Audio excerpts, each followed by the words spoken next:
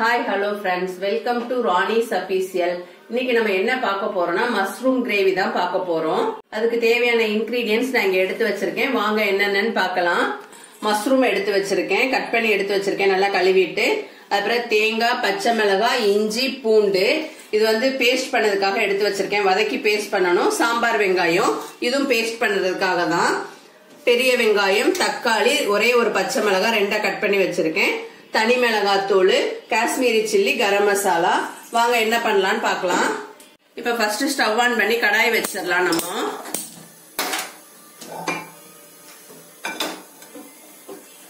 கடாய் சூடாகட்டும்.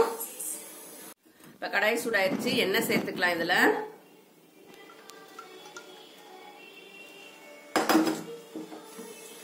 இதுல வந்து பட்டை, சோம்பு, லவங்கம், அந்த கடல் பாசி, ஸ்டார் பூவு இது எல்லாத்தையும் கொஞ்சம் கொஞ்சம் போட்டுக்கலாம்.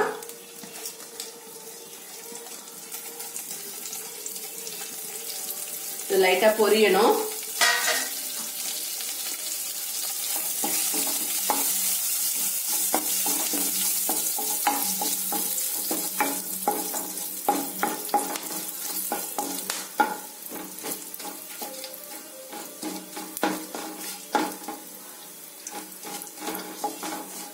அவ்வளவுதான், இது பொரிஞ்சிருச்சு. இப்ப நம்ம எடுத்து வச்ச சாம்பார் வெங்காயம் இதுல கலந்துக்கலாம்.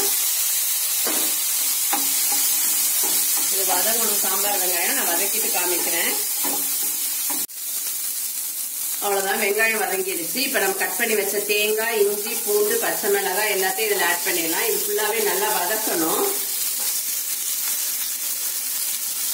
இதை ஃபுல்லா நான் வதக்கிட்டு காமிக்கிறேன். இப்ப நம்ம அவ்வளவுதான், வதங்கிடுச்சு. இப்ப நம்ம தனி மிளகாத்தூள் ஆட் பண்ணிக்கலாம். தனி மிளகாத்தூள் பார்த்து ஆட் பண்ணிக்கோங்க, காரத்துக்கு தகுந்த மாதிரி. நம்ம பச்சை மிளகாய் வேற போட்டிருக்கோம். காஷ்மீரி சில்லி ஆட் பண்ணிக்கோங்க. இது வந்து கலருக்காக தான், இது காரம் கம்மியா தான் இருக்கும். அதுக்கப்புறம் கரம் மசாலா. அவ்வளவுதான், இது எல்லாத்தையும் போட்டு நல்லா வதக்கி விட்டுருங்க. நல்லா வதங்கட்டும். மசாலா எல்லாம் ஒண்ணு கூட மிக்ஸ் ஆகி அந்த மசாலா வாசனை போற வரைக்கும் வதங்கட்டும். வதக்கிட்டு அதுக்கப்புறம் ஆற வைக்கணும். ஆற வச்சுட்டு நான் காமிக்கிறேன் அரைக்கும் போது. இப்ப நம்ம வதக்கி வச்ச எல்லாமே நல்லா ஆற வச்சு எடுத்துட்டு வந்தாச்சு. இப்ப மிக்ஸி ஜார்ல சேர்த்திருக்கேன். இது நல்லா மையா பேஸ்ட் பண்ணி எடுத்துட்டு வந்துடுறேன். இங்க பாருங்க, இந்த மாதிரி நல்லா மையா பேஸ்ட் மாதிரி அடைச்சு எடுத்துட்டு வந்துருங்க. இப்ப ஸ்டவ் ஆன் பண்ணிடலாம். அதே கடாயை வச்சிருக்கேன் நானு. ஸ்டவ் ஆன் பண்ணியாச்சு. கடாய் சூடாகட்டும். கடாய் சூடாயிருச்சு. இப்ப நம்ம எண்ணெய் சேர்த்துக்கலாம்.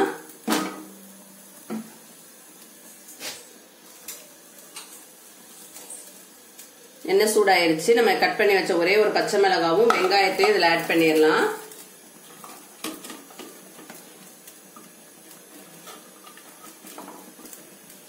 வெங்காயம் நல்லா வதங்கணும். நான் வதக்கிட்டு காமிக்கிறேன். வெங்காயம் நல்லா வதங்கிடுச்சு. இப்ப நம்ம தக்காளி ஆட் பண்ணிக்கலாம். தக்காளி ஆட் பண்ணி கொஞ்சமா சால்ட் ஆட் பண்ணிடலாம். இது நல்லா வதங்கட்டும். தக்காளி நல்லா மையா வதங்கணும். மூடி போட்டு வதக்கிடலாம், சீக்கிரம் வதங்கிடும். இப்ப தக்காளி நல்லா மசிஞ்சிருச்சு. இப்ப நம்ம எடுத்து வச்ச மஷ்ரூம் இதுல ஆட் பண்ணிடலாம். மஷ்ரூம் ஆட் பண்ணி கொஞ்சமா மஞ்சத்தூள் ஆட் பண்ணிடுங்க.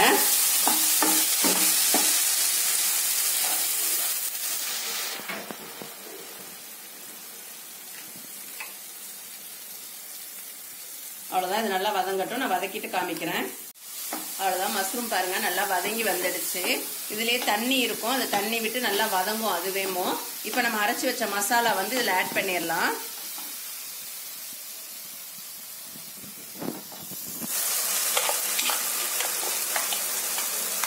ஆட் பண்ணி நல்லா கலந்து விட்டுடலாம். நான் கலந்து விட்டுட்டு காமிக்கிறேன். அவ்வளவுதான், மசாலா ஃபுல்லா நல்லா கலந்தாச்சு. இதுல வந்து உங்களுக்கு தேவையான அளவு, கிரேவிக்கு தேவையான அளவு தண்ணி ஆட் பண்ணிக்கோங்க. இந்த ஸ்டேஜ்ல உப்பு, காரம் எல்லாமே நீங்க செக் பண்ணிடுங்க. செக் பண்ணி வேணும்னு ஆட் பண்ணி நல்லா கொதிக்க விட்டுருங்க. நான் எல்லாம் முடிச்சிட்டு காமிக்கிறேன். அவ்வளவுதான், கிரேவி ரெடி ஆயிடுச்சு. இங்க பாருங்க, நல்லா நம்ம ஊத்தின எண்ணெய் எல்லாம் பிரிஞ்சு வந்து நல்லா ஒண்ணு போல மிக்ஸ் ஆகி நல்லா திக்கா வந்துடுச்சு. அவ்வளவுதான், இந்த ஸ்டேஜ்ல நம்ம கொத்தமல்லி தலை தூவி இறக்கிற வேண்டியதான். ஸ்டவ் ஆஃப் பண்ணிடலாம். இப்ப அருமையான மஷ்ரூம் கிரேவி ரெடி ஆயிடுச்சு.